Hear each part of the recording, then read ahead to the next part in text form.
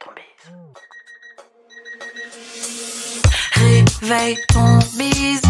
Tin, tin, tin. Réveille ton bise. Hello et bienvenue sur le podcast Réveille ton bise. Je suis Justine, mentor podcast et business.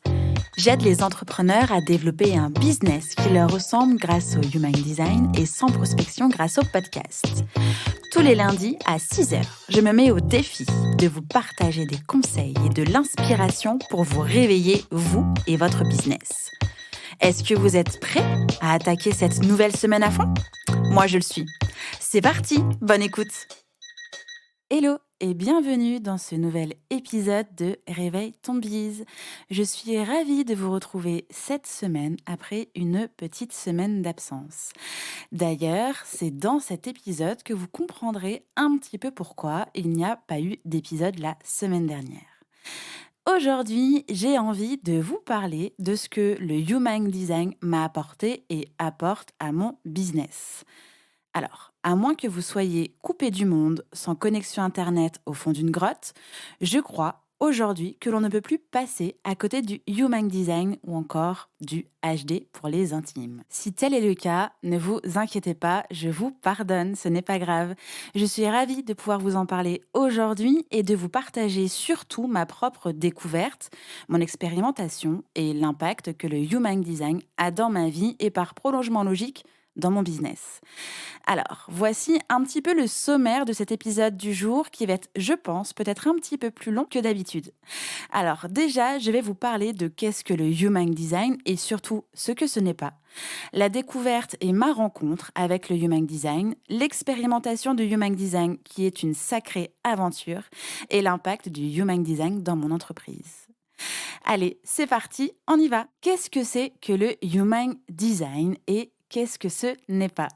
Le Human Design, ou encore appelé le design humain, fondé par Ra Uru, n'est pas un test psychologique comme le MBIT ou comme un test que l'on peut trouver dans les magazines.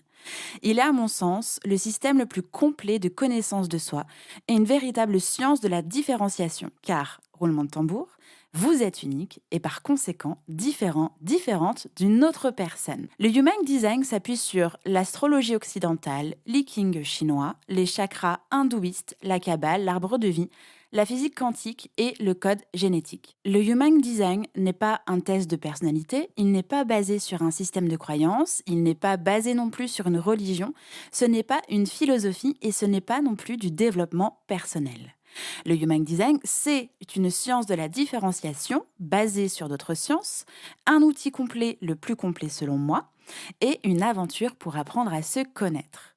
C'est pour moi quelque chose de très sérieux. Le HD est un outil de connaissance de soi et non pas un outil de développement personnel.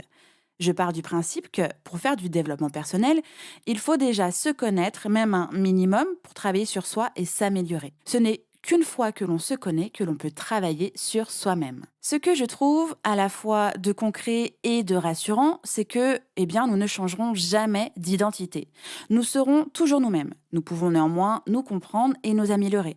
C'est aussi ce qu'assure le Human Design, car dès la naissance, nous avons notre design unique qui ne changera jamais. On peut donc s'améliorer, se développer en connaissance de soi et surtout en connaissance de cause. N'étant pas un système de croyance, vous n'êtes pas obligé de croire au HD les yeux fermés. Ce n'est pas spirituel non plus. La seule manière d'être convaincu, entre guillemets, c'est d'expérimenter son design. Le but du HD, c'est de nous montrer que nous sommes toutes et tous différentes, et unique, ce que nous savons déjà en théorie. Mais dans la pratique, il y a forcément un moment, ou même plusieurs dans notre vie, où l'on a essayé d'imiter, de ressembler à quelqu'un d'autre pour se fondre dans la masse, pour avoir un emploi, pour réussir, pour faire des lancements, etc. À travers le Human Design, vous entreprenez une aventure vers la découverte de vous-même. C'est une expérience profondément transformatrice pour vous aider à vivre pleinement votre vraie nature et assumer votre unicité. J'ai envie de vous partager ma rencontre avec le Human Design. Comme beaucoup de monde, je suis tombée sur le Human Design un peu par hasard, il y a un peu plus de 2 ans. Je m'informais de loin, je lisais des choses sur le sujet, mais rien de très transcendant, rien de plus, quoi. Et puis, je suis tombée sur Arzu, du compte Instagram Dis-moi ton design. Et là, c'était le coup de cœur. Alors, le coup de cœur pour le HD, mais aussi pour elle, sur sa manière d'en parler et de le transmettre. Quelques jours plus tard, j'embarquais sur sa formation HD Coach niveau 1 et 2, qui est, à mon sens, la formation, l'accompagnement le plus complet que l'on puisse trouver aujourd'hui. C'était donc le départ pour moi pour une année d'apprentissage et d'expérimentation. Clairement, me former sur le Human Design a été la meilleure décision pour moi. Apprendre à me former, me nourrir ma vie et mon cerveau, c'est clairement hyper important pour moi. Je n'ai pas eu peur une seule seconde dans l'investissement financier étant que de monter la formation de Arzu. Je savais vraiment que c'était pour moi. Je n'avais pas d'objectif précis avec cette formation. Je ne voulais pas spécialement transmettre ni devenir coach experte en Human Design. Non, c'était d'abord pour moi, pour avancer, pour me développer, pour mieux me comprendre. Et avec le recul, un peu plus d'1 an plus tard, eh bien, c'est le plus beau cadeau offert de moi à moi-même. 1 an plus tard, même si la formation de Arzu est terminée, j'en suis clairement très loin d'en avoir fini avec le HD. D'autant plus que pendant cette année-là, j'ai eu des hauts et des bas avec le HD. Une fois, j'étais à fond, une fois prise dans mes propres incendies, une autre fois prise dans ma propre expérimentation, une autre fois encore très studieuse en apprentissage. Bref, c'était des vraies montagnes russes. Mais peu importe.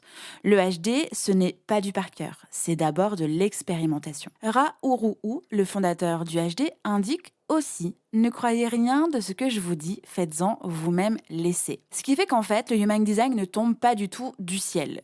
Et c'est ça qui est particulièrement intéressant dans le Human Design, c'est qu'il ne repose pas sur des réponses qui pourraient être biaisées par notre propre perception ou parce que l'on voudrait en fait répondre. Au contraire, il est basé sur notre personnalité, sur qui on est vraiment, que l'on en ait conscience ou pas. Alors, on peut vraiment se lâcher la râpe si on ne comprend pas tout de suite, si ça n'accroche pas, si c'est trop ou si c'est juste pas le moment. Il n'y a pas de réponse qui vienne de l'extérieur comme il n'y a pas de croyance à avoir. C'est à nous et c'est pour nous au moment où l'on veut se voir et se comprendre. C'est tout, rien de plus. Donc, no stress. Vous pouvez débuter l'expérimentation dès le premier jour, simplement avec une première lecture de base. Donc, quand on dit lecture de base, il n'y a clairement rien de basique ni de simpliste. C'est juste que cette lecture qu'on appelle de base, c'est la base en fait de la découverte de son propre design avec les informations essentielles. Sans celles-ci, sans ces premières informations essentielles, en fait, tout le reste ne sert à rien. Donc, dans une lecture de base, vous pourrez connaître, dans la majeure partie, en fait, en fonction de qui vous fait la lecture de base, votre type, votre stratégie, votre caractéristique, qui est en fait le but ultime, votre non-soi, qui est ce que j'appelle en fait l'alarme de désalignement, votre énergie, votre aura et votre autorité. Je me répète, mais c'est essentiel. C'est vraiment possible qu'au départ, le Human Design ne vous parle pas du tout, que la découverte de vous-même via votre design ne vous parle pas non plus. Vous pouvez vous faire confiance si vous souhaitez en fait que ça vienne. Car plus vous comprenez qui vous êtes, plus vous allez gagner en clarté et en alignement sur vous et sur les autres aussi au passage. Passons maintenant à la partie expérimentation du Human Design qui est, je crois, en fait j'en suis certaine, une sacrée aventure. Alors, dans le Human Design, on distingue 4 types différents. Donc, les générateurs, où l'on trouve aussi les manifesting générateurs, les manifestors, les projectors et les réflecteurs. Chaque type est différencié dans le détail grâce à d'autres informations comme l'autorité intérieure, le profil, les centres énergétiques, les portes, les canaux, la définition, la croix d'incarnation et encore des variables. Je ne vais pas aller plus loin dans la théorie du HD, je préfère vraiment vous en parler en partant de moi concrètement. Je crois que c'est comme ça en fait qu'on comprend et qu'on le partage aussi. Voyons ensemble la lecture de base de mon design en version résumée. Alors, un peu avant ma première lecture de base, faite par Arzu dans le cadre de sa formation, pour expérimenter et ne pas être que dans la théorie, j'avais peur.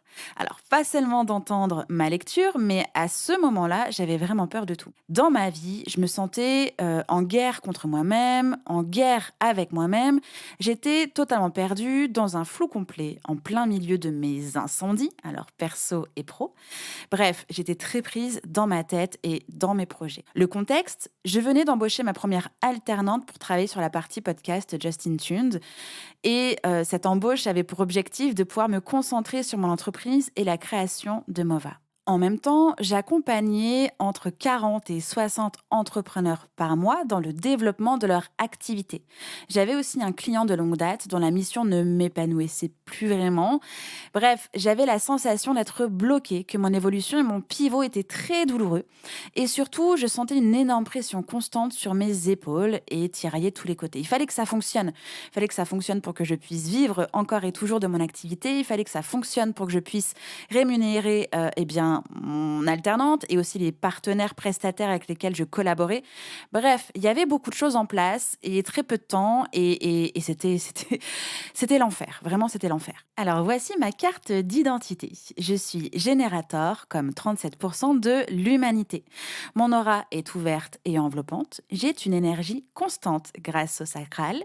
Ma stratégie est d'attendre et de répondre. Mon caractéristique, donc je le rappelle, c'est le but ultime. Eh bien, c'est la satisfaction. Le non-soi que j'appelle l'alarme de désalignement, c'est la frustration et mon autorité est émotionnelle. Balancé comme ça, peut-être que ça ne veut pas dire grand-chose. C'est pour ça que je vais d'abord vous parler du rôle de générateur. Le générateur, c'est le seul type à avoir le sacral défini, qui est un centre moteur avec une énorme puissance énergétique. C'est un centre d'une très grande importance pour mon bien-être. Il génère une force vitale.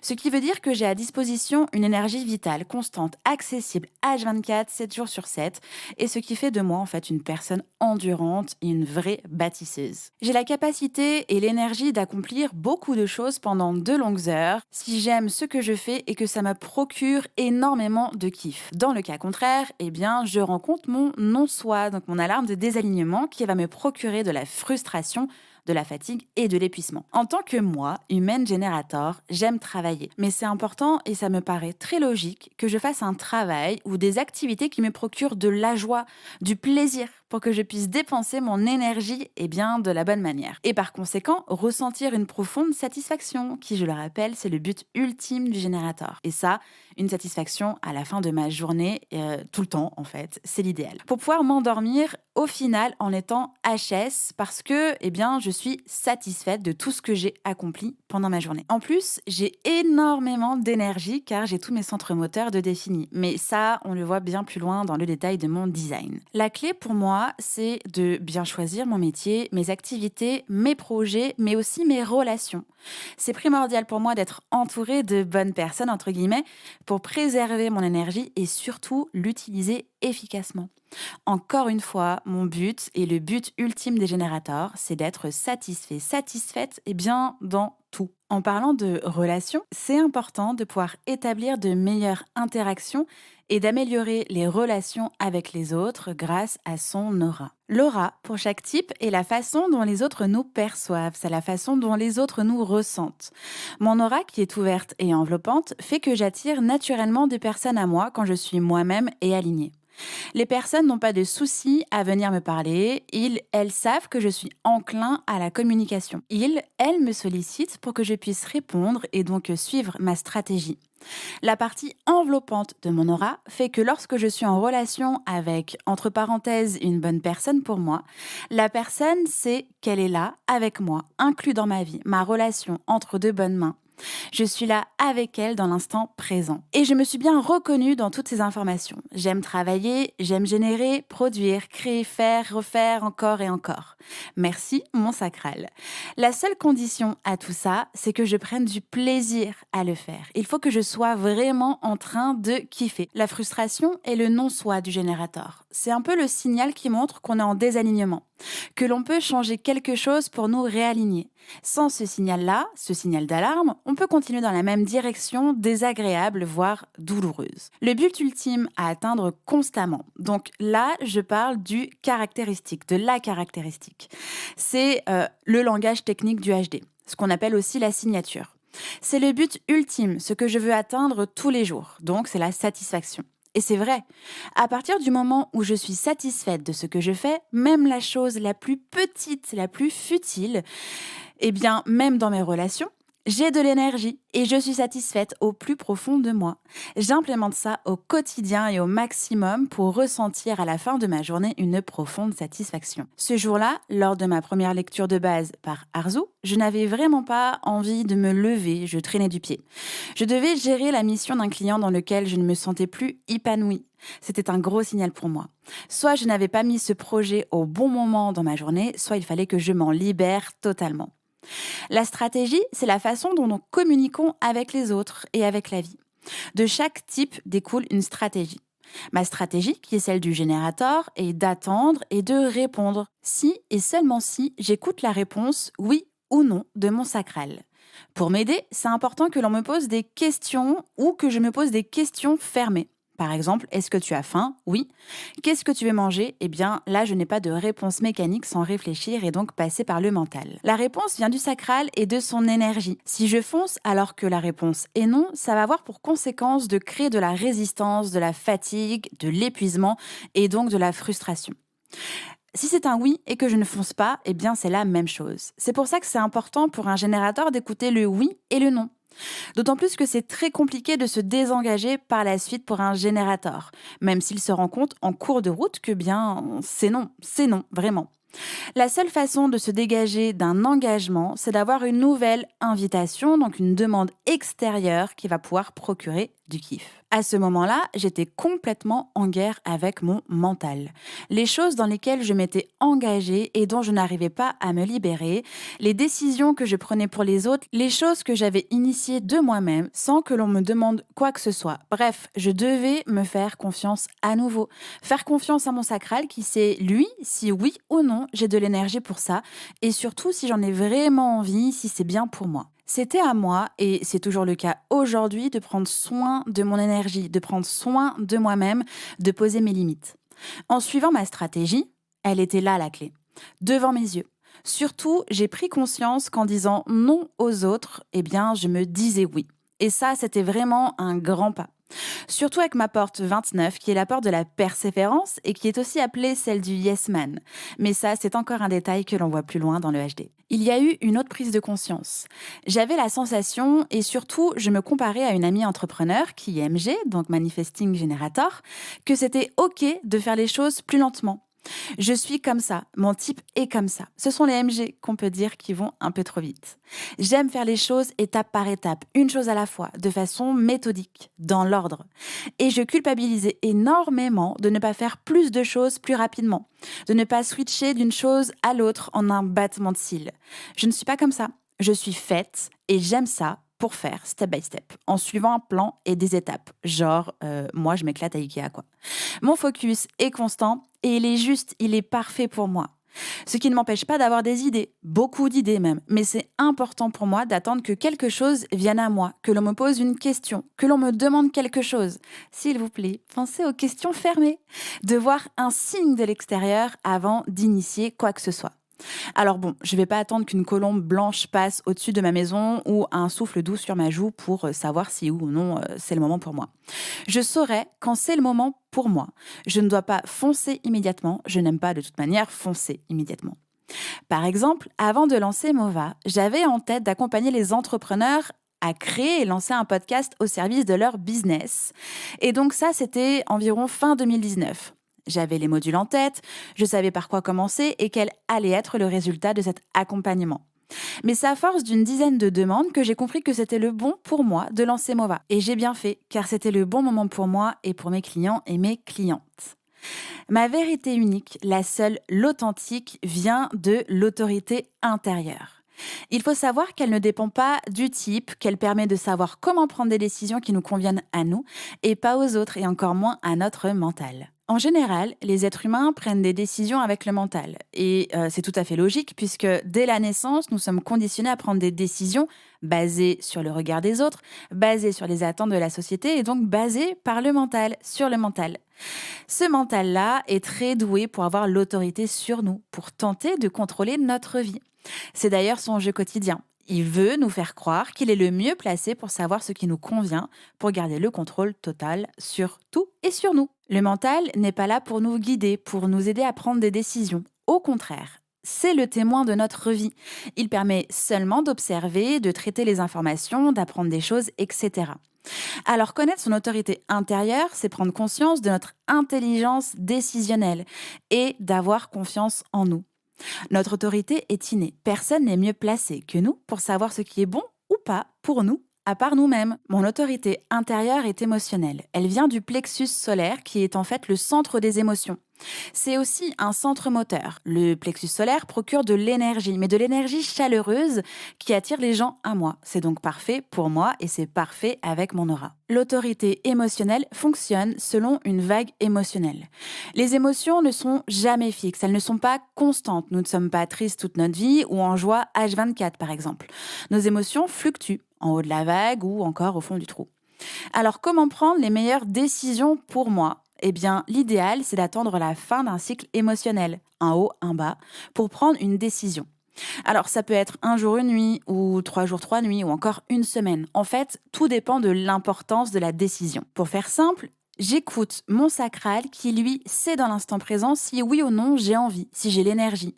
Avec une question fermée une nouvelle fois, s'il vous plaît. Et ensuite, je sens le niveau de mon émotion. En fonction de l'importance de la question, je peux attendre plus ou moins de temps. Mais j'attends que mon émotion soit, entre guillemets, normale, après un passage haut et un passage bas. Évidemment que si vous me demandez si je vais manger une pizza ce soir, je ne vais pas attendre énormément de temps pour répondre.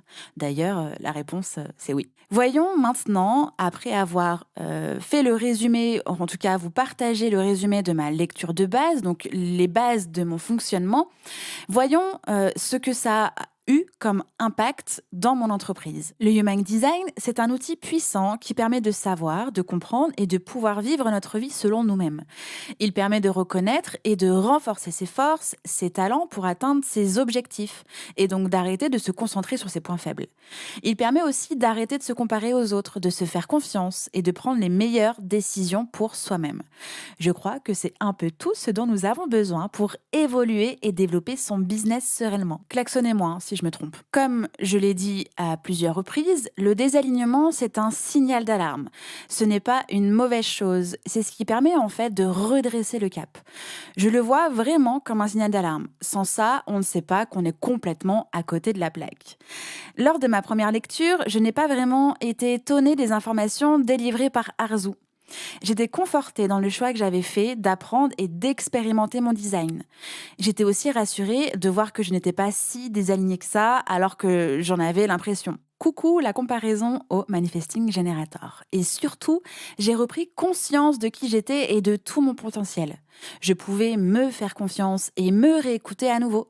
Ma meilleure boussole, c'est donc moi-même. Je suis la meilleure personne pour moi-même. Je n'étais pas non plus à l'ouest total par rapport à mon design. J'ai pris conscience que je n'étais pas dans la bonne stratégie.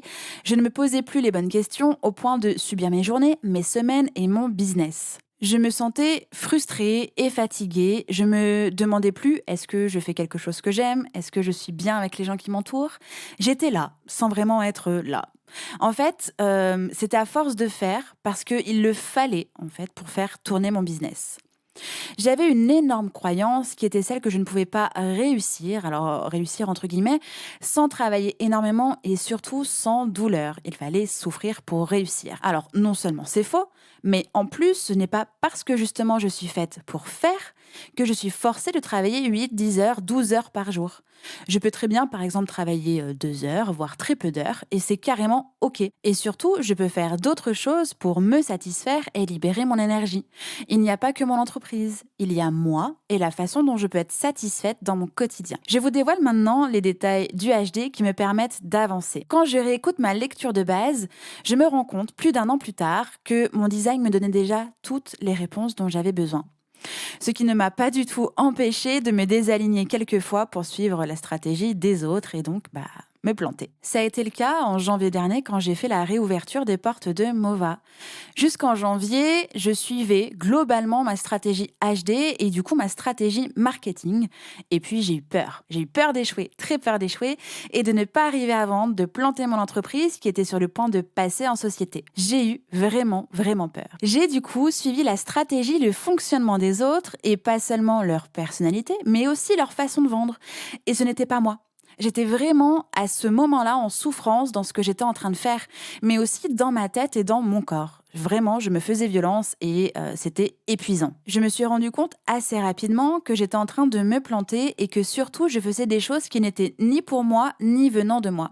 J'ai réussi à vendre, mais pas autant que je le souhaitais. J'ai pris du recul pour analyser et comprendre à quel moment je m'étais perdue pour revenir à ce que je suis et surtout pour retrouver mon entière satisfaction. Cet épisode de quelques jours m'a énormément épuisée. J'ai mis environ 15 jours à m'en remettre. Bref, mes batteries étaient vraiment HS. Et c'est encore tout récemment que le HD m'a encore montré à quel point il était puissant. C'est là que vous allez avoir la réponse de pourquoi il n'y a pas eu d'épisode la semaine dernière. Au retour de mes dernières vacances, en plus d'être épuisée de n'avoir rien fait, parce que oui, moins on en fait, moins on a d'énergie pour faire quoi que ce soit, j'étais aussi très stressée au point de m'être levée sans envie de retourner travailler parce que j'étais paralysée par la peur d'échouer. Celle-là, encore une fois. Je n'avais pas de rush à gérer, mon planning était vraiment safe pour moi. Mais par contre, je m'étais surchargé l'esprit pour essayer de faire croire à mon corps qu'il avait énormément de choses à faire pour ne pas échouer et continuer de construire mon avenir. Sauf que je n'avais rien à faire de plus que ce que je devais faire. C'était vraiment le cerveau qui se mordait la queue et je me suis tout simplement effondrée en larmes pensant qu'en fait, c'était la fin du game. Comme il n'y a pas vraiment de hasard, le jour J et le lendemain, j'avais des rendez-vous, donc un avec ma coach business et un autre un rendez-vous avec Arzu qui me coach avec mon HD. En 2 dans 3 mouvements, j'étais à nouveau sur pied et surtout en me remettant devant les yeux mon design, donc moi, Arzu m'a rappelé qu'en plus que d'être parfaitement parfaite comme je suis et que je faisais les bonnes choses pour moi et mon business, en suivant ma stratégie et mon autorité, évidemment, j'avais la porte 32 qui est celle de la peur de l'échec et la porte 57 qui est celle de la peur de l'avenir, du futur, de l'inconnu. Donc tout était entre guillemets normal pour moi d'avoir peur et que mes peurs ne sont pas là pour me paralyser, mais plutôt pour me faire travailler. Et ça tombe bien, j'aime travailler, j'aime faire. Donc, tous les détails et toutes les subtilités du HD sont des éléments de travail, de réflexion et des réponses pour m'aider à me comprendre, me développer, tout ça en relation et collaboration avec mon entreprise, qui elle-même possède son propre design. Et les autres êtres humains, évidemment. Mais je ne vais pas aborder dans cet épisode, qui est déjà suffisamment long pour aujourd'hui, tout ce que le HD englobe, en plus de tout ce que je viens de vous raconter. Pour terminer, je veux vraiment vous préciser que le HD, c'est de l'expérimentation et que vous pouvez vivre, je peux vivre avec le Human Design. Le Human Design, c'est tout simplement le manuel de votre vie, le mode d'emploi à suivre. Mais rien ne vous empêche, et à moi aussi, de faire ce que vous voulez quand vous voulez. On garde quand même votre libre arbitre. Il faut simplement le faire en connaissance de cause ou, comme dirait Arzu, à vos risques et périls. L'expérimentation débute dès votre première rencontre avec le HD, dès la première lecture de base, mais ça prend du temps et c'est OK.